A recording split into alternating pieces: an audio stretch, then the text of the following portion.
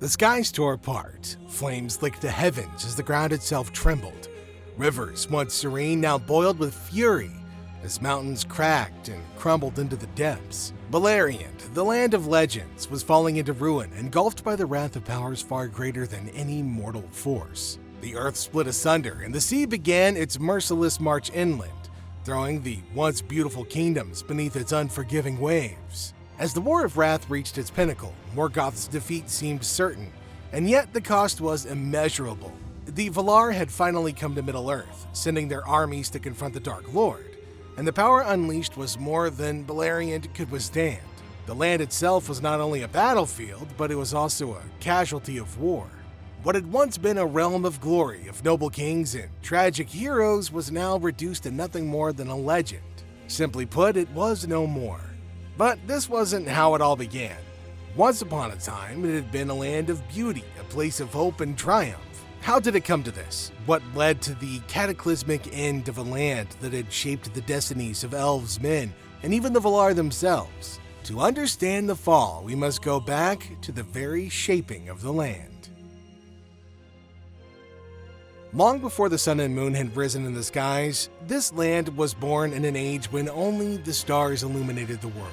It was a time of great beauty, an untouched land created by the hands of the Valar, the angelic beings who shaped Middle-earth itself. Rivers like Sirlon flowed through fertile lands, and towering peaks stood guard to the east. Vast forests spread out across the landscape, including the great woods where the elves would one day make their homes. Beleriand was not just another part of Middle-earth, it was the cradle of some of its greatest legends. Its hills, plains, and mountains would soon become the backdrop for the epic struggles of the First Age, the battles against Morgoth that would shape the fate of the world for ages to come. But in its early days, it was untouched by war. It was in this land that the Eldar, the High Elves who had answered the call of the Valar, would first settle. The Grey Ones, led by Thingol, made Beleriand their home. In the peaceful days of its youth, it was a land of song and starlight, a place where the elves flourished under the protection of their great king. But far to the north and the desolate lands beyond, the shadow of Morgoth loomed. For though he had been imprisoned in Valinor after his defeat in the Ages of Stars, his malice remained.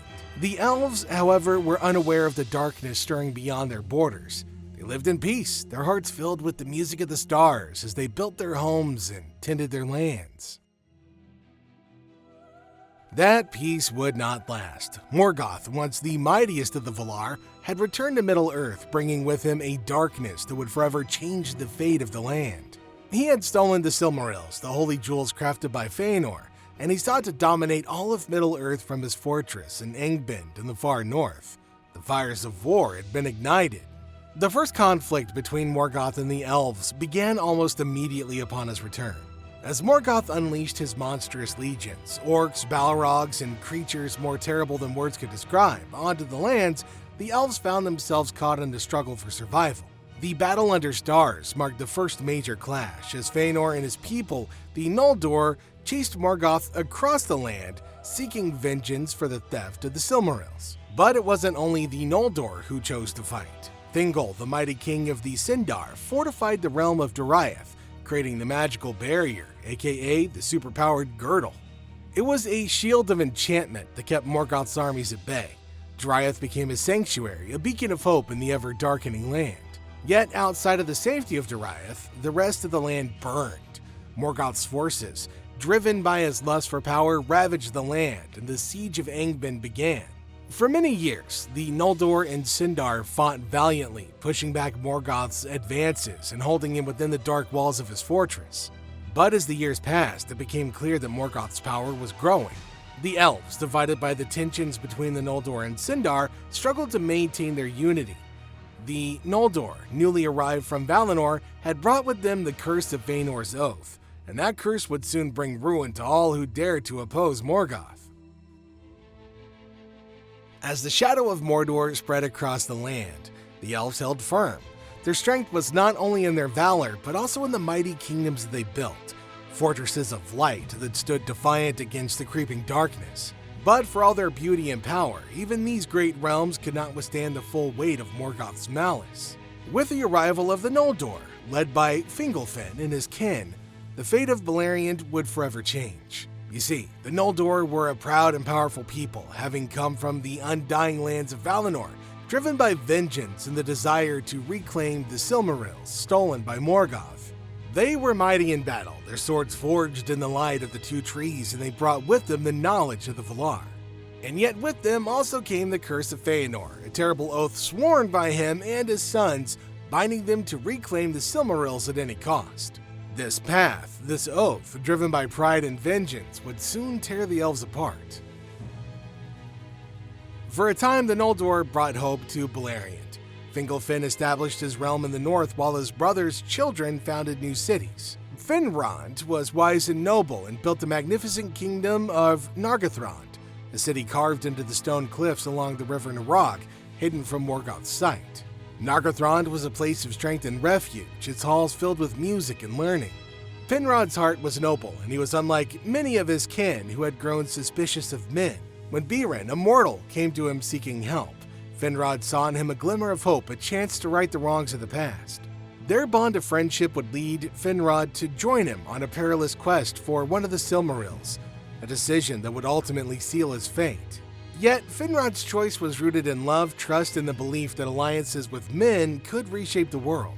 To the east, Turgon, Fingolfin's son, established the hidden city of Gondolin, a secret stronghold nestled high in the encircling mountains. Concealed by enchantments, Gondolin was said to be the most beautiful city ever built by the elves, a reflection of Valinor that they had left behind. Its towers gleamed white under the starlight, and its people lived in peace, guarded by the secrecy of its location. In the heart of the land, Thingol, the king of the Sindar, ruled from his mighty fortress in Doriath, shielded by the girdle, the magical barrier woven by his queen. No enemy could pass through this border, and Doriath stood as a sanctuary amidst the growing chaos. These kingdoms were beacons of hope, their people strong and proud, their leaders wise and powerful. Finrod's love for both elves and men, Turgon's dreams of peace, and Thingol's fierce protection of his realm created an uneasy balance in the land. But Morgoth, though held at bay, was not idle. He plotted in the darkness, and his evil was patient, always searching for weaknesses to exploit. It's said that no victory comes without sacrifice, and no alliance lasts forever without betrayal. And in the land, betrayal was ever near, lurking in the hearts of men and elves alike. The first of these great betrayals came from men.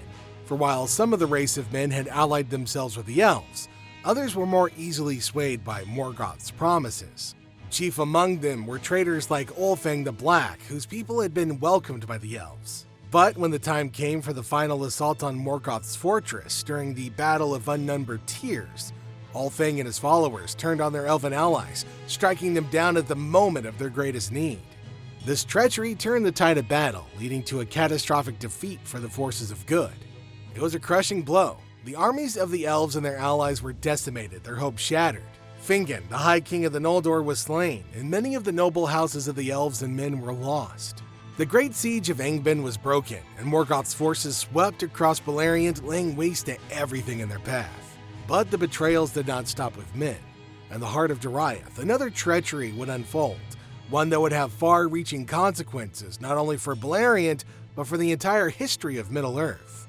This shadow of betrayal was also woven into the life of one of Beleriand's most tragic figures, Túrin Turambar. Born into the House of Hador, his life was marked with sorrow and shadow from the very beginning.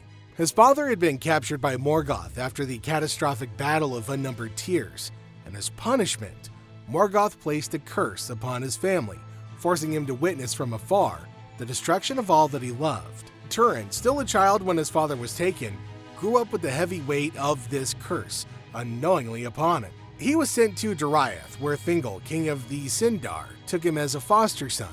Raised in the safety of the Elven kingdom, he grew into a mighty warrior, strong and skilled beyond his years. But the curse of Morgoth could not be so easily escaped. Wherever he went, darkness followed. His life became a web of misunderstandings, jealousy, and tragedy, driven by his own pride and by the cruel hand of fate. Though beloved by Beleg, the great elven warrior who became his closest friend, his actions, driven by his fear of betrayal and mistrust, led to Beleg's untimely death by Túrin's own hand, a moment that would haunt him forever. Fleeing his guilt, Turin wandered the wilds of Beleriand, taking on many names and guises, each an attempt to flee his destiny. In Nargothrond, he rose to a position of leadership, his valor and skill in battle earning him renown among the elves. And yet, even here, the curse of Morgoth could not be shaken. His pride led to Nargothrond's ruin, as his refusal to listen to wise counsel, particularly that of Gwyndor, brought Morgoth's wrath upon the hidden city. The dragon Glaurung, Morgoth's foul servant, laid waste to Nargothrond, and in the ensuing chaos, Turin's life reached its darkest point.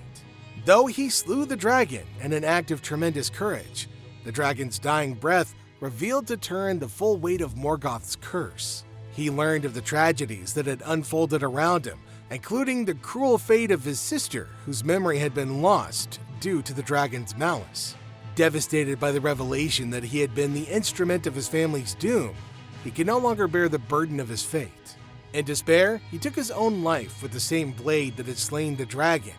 His story became a cautionary tale, a symbol of the unrelenting power of Morgoth's curse and the tragic consequences of pride, fate, and grief. In the deep heart of Beleriand, hidden from the watchful eyes of Morgoth, there stood one final bastion of hope, a secret city, a fortress of light, Gondolin, the hidden city. For centuries, it had remained untouched by the wars and treacheries that ravaged the land around. Its location was known only to a few.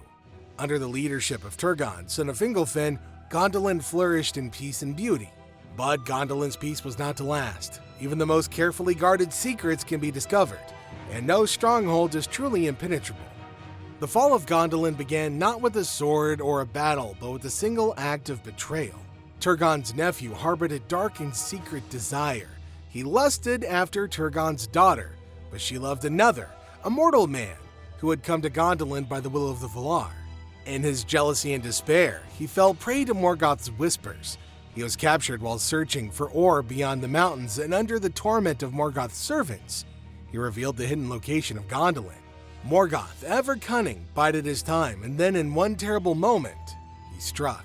The armies of Morgoth descended upon Gondolin in a sudden and devastating attack. The city, once a haven of peace, became a scene of utter destruction. The streets ran with the blood as the defenders of Gondolin, led by Turgon and the valiant Tuor, fought desperately against the overwhelming forces of darkness. In those final moments, Turgon's thoughts turned to his people. He'd seen the rise of Gondolin, a city born from his longing for the peace and beauty of Valinor. He had envisioned a refuge where his people could live untouched by the darkness that consumed the rest of the land. And now, as the walls of Gondolin crumbled and the towers fell, he realized that all of his efforts had been for nothing. Gondolin was lost. But hope lingered on in the heart of Idril. She, along with Tuor and their son, escaped through a secret passage that Idril had long prepared, sensing that Gondolin's end was near. They fled the burning city, carrying with them the last spark of light in a world that was quickly descending into darkness. Among the brave defenders of Gondolin was Glorfindel, who stood against the Balrog in a battle that has echoed through the ages. Though Glorfindel defeated the monstrous creature, he fell to his death, a sacrifice remembered as one of the great heroic deeds of the First Age. And yet, from the ruins of Gondolin, hope emerged. Tuor, Idril, and their son escaped the burning city, carrying with them the last flicker of light in a world growing ever darker. Even as Gondolin fell, the fate of Beleriand was being shaped by another tale, one of love, sacrifice, and a Silmaril. This is the story of Beren and Luthien. Beren, a mortal man, had fallen deeply in love with her, the most beautiful of all the elves, the daughter of Thingol. Their love was not without obstacles, for Thingol, proud and wary of mortals, demanded a price for him to win his daughter's hand, an impossible price. He tasked him to recover one of the Silmarils from the Iron Crown of Morgoth himself. Nobody could have expected him to succeed. Morgoth, the Dark Enemy, was the most powerful being in all of Middle-earth, and Angbanda's fortress was a place of unspeakable horror. And yet, the two dared to attempt the impossible. Through her magic and their combined courage, the two infiltrated Angband, disguised as Morgoth's own servants. They reached the Dark Lord's throne room, where she sang a song so powerful that it lulled Morgoth into a deep sleep. It was then that, against all odds, he cut a Silmaril from Morgoth's crown. But their victory came at a terrible cost. As they fled Angband, a great wolf, filled with Morgoth's malice, attacked them. Beren, in his final act of courage, thrust the Silmaril into the wolf's maw, but his hand was severed in the process.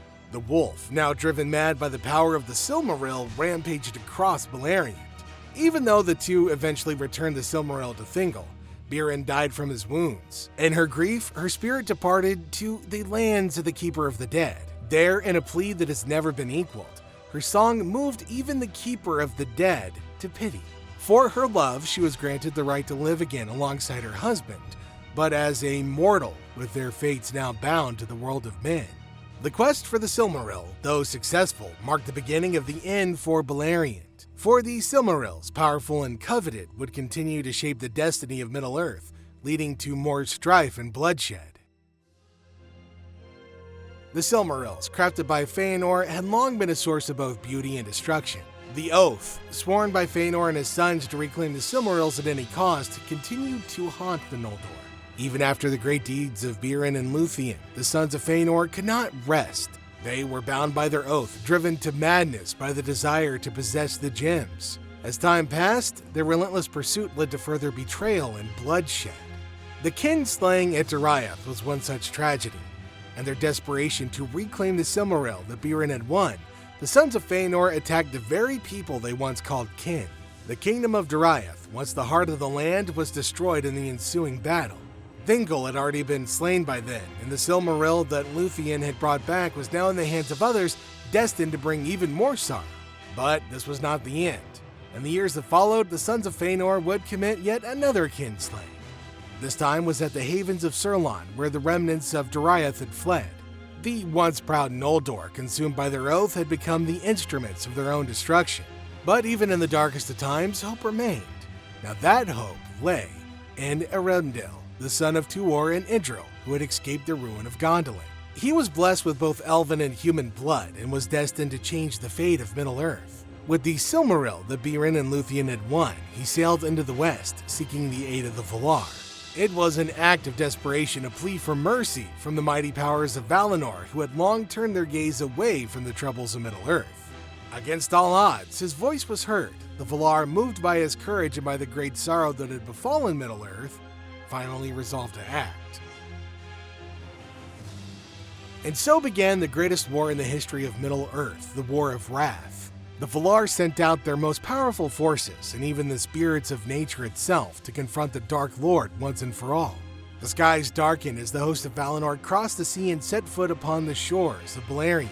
At their approach, Morgoth unleashed all the horrors of Angband.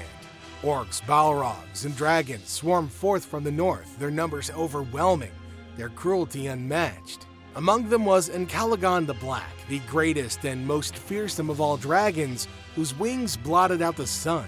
The battle that followed was nothing short of apocalyptic.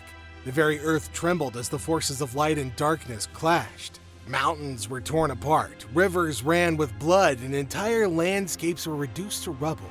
Among the greatest heroes of Beleriand, none stood taller in both valor and resolve than Fingolfin, the High King of the Noldor.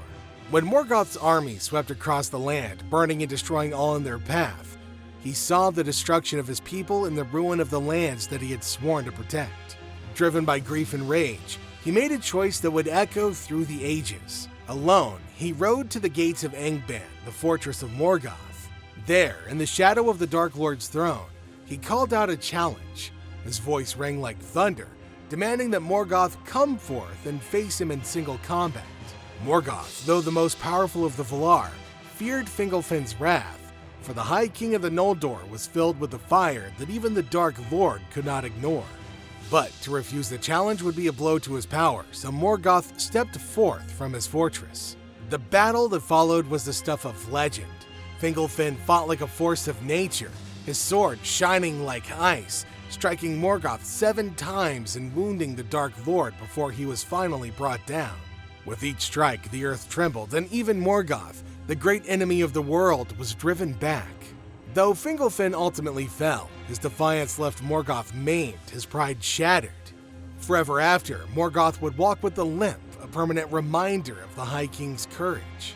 For years, the war raged. The forces of Morgoth fought with the desperation of the doomed, for their master had promised them power and dominion over the world.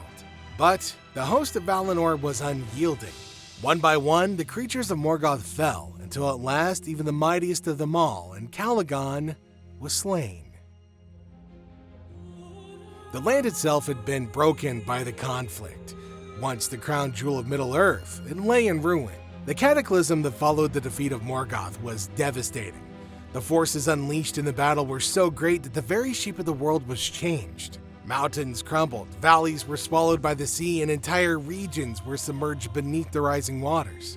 The mighty rivers that had once fed the land were swallowed by the earth, and the plains that had been the homes of elves, men, and dwarves were no more. Beleriand, the land where so many legends had been born, was gone. The great cities of the elves had already fallen, but now even the very ground upon which they had stood was lost, swallowed by the sea. The survivors could only look on in despair as the land they had fought to protect for centuries was erased from the world. Only a small portion remained above the waves, the region known as Lindon, which would become a refuge for the elves who stayed behind in Middle-earth. The rest of the survivors, the remaining elves, men, and dwarves, fled to the lands east of the Blue Mountains, seeking new homes and new beginnings. Though Morgoth had been defeated and cast into the void, his influence lingered. The aftermath of the War of Wrath left Middle-earth forever changed, not only in shape, but in spirit. The survivors, those who had endured the wars, the betrayals, and the destruction, were left to rebuild their lives in a world they barely recognized. Galadriel, one of the most powerful of the Noldor, remained in Middle-earth, carrying with her the sorrow of her people. She had lived through the rise and fall of the great Elven kingdoms, and she had witnessed the destruction of Doriath and Gondolin. Though she had the choice to sail into the west, she chose to stay, vowing to help guide Middle-earth into a new age.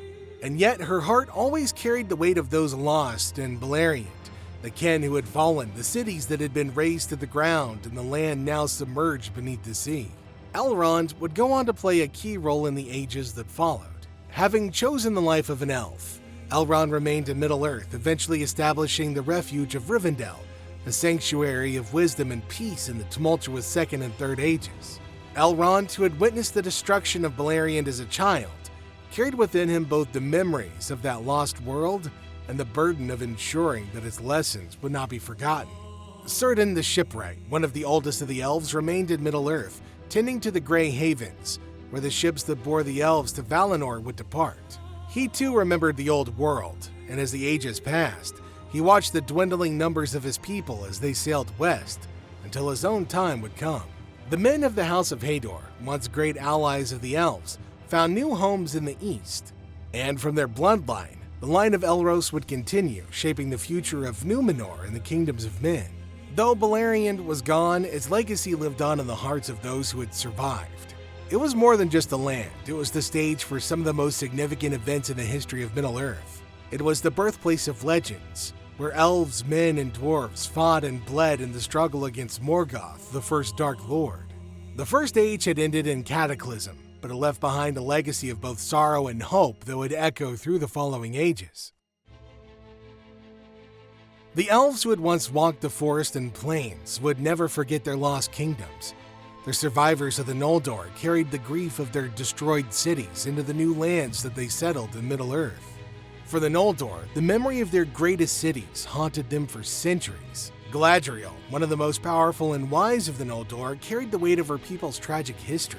Though she chose to remain in Middle-earth during the Second Age, her mind often lingered on the past, the beauty of Doriath, the grandeur of the lost cities, and the tragic tale of her kin. The Sindar, too, remembered the old lands. The shipwright remained by the shores of Middle-earth, tending to the Grey Havens, forever connected to the sea that had claimed his homeland. In Lindon, the last remnant of Beleriand, the elves preserved the stories of their lost lands, their songs carrying the names of fallen kings and forgotten realms. Even in Rivendell, the memory of the land lived on.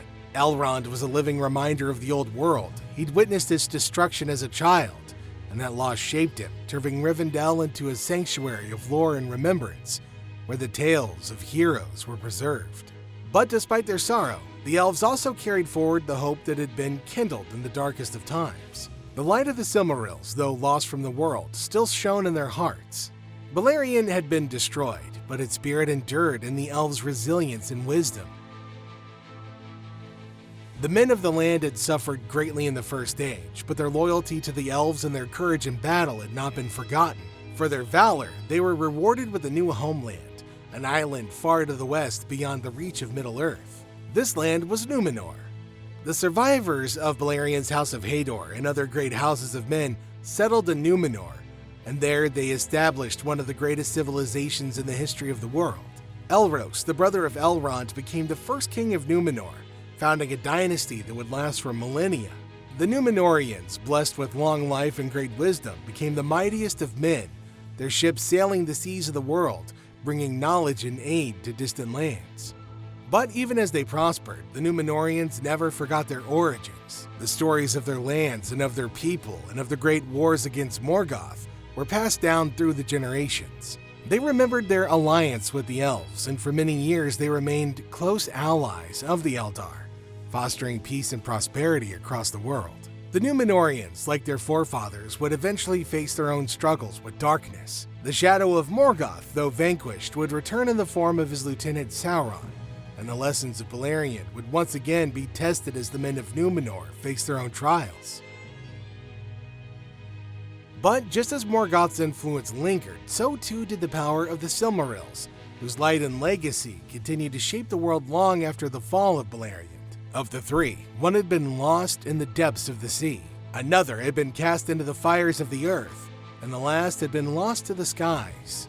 The Silmarils, though gone from the world, remained symbols of both the beauty and the tragedy of creation. The lust for them had driven Feanor and his sons to madness, leading to the kinslayings and the ultimate destruction of the Noldor's once great kingdoms. But they had also inspired acts of incredible bravery and sacrifice as well. In time, the light of the Silmarils would fade from the world, but their influence would linger.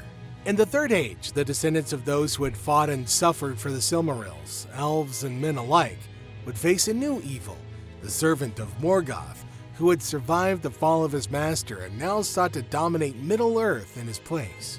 But even as new threats arose, the legacy of the First Age and the lands of Beleriand were never forgotten. Though the Silmarils were lost, the memory of those who had once lived and fought for them continued to inspire elves and men alike, echoing down through the ages. Though the land itself was lost beneath the waves, its memory would never die. The songs of the elves and the stories of men would carry the names of its heroes through the ages. The tales of Fingolfin, who had challenged Morgoth to single combat, of Glorfindel, who had battled Balrog in the streets of Gondolin, of Luthien, who had danced before Morgoth himself.